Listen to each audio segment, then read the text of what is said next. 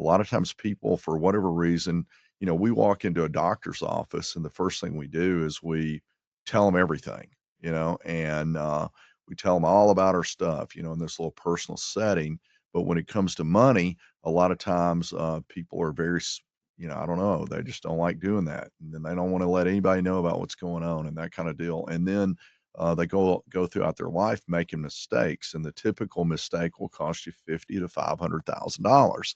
And when I tell people that, they're like, one financial mistake could cost you $500,000. They're like, how is that? I'm going to give you a quick example. So, if you begin and you save $500 a month and you do that for 10 years, the rule of thumb is about, if you whatever you put in, if you put in 500 a month, that's 6,000 a year. Over 10 years, you put in 60 grand, it's going to about double, or if you got your money invested correctly. And so that means that you're sitting here and you say, well, if I could get $100,000 for about $500 a month over 10 years. And so then what happens is you're side by side with your buddy.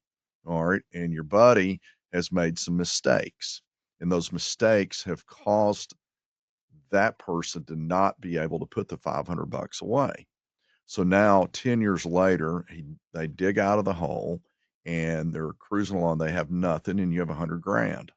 All right. So over the next 10 years, if you both save $500 a month, what's going to happen is you're going to add an additional 100 grand because both of you are now running side by side, but that original 100 grand made another 100 grand. All right. So that cost you 100. And then it's going to happen again. Except this time it's 200 grand that's in there, and it's going to cost you another 200 grand. It's 400 grand. All right. And so what happens is mistakes that occur cost 50 to $500,000 over your lifetime.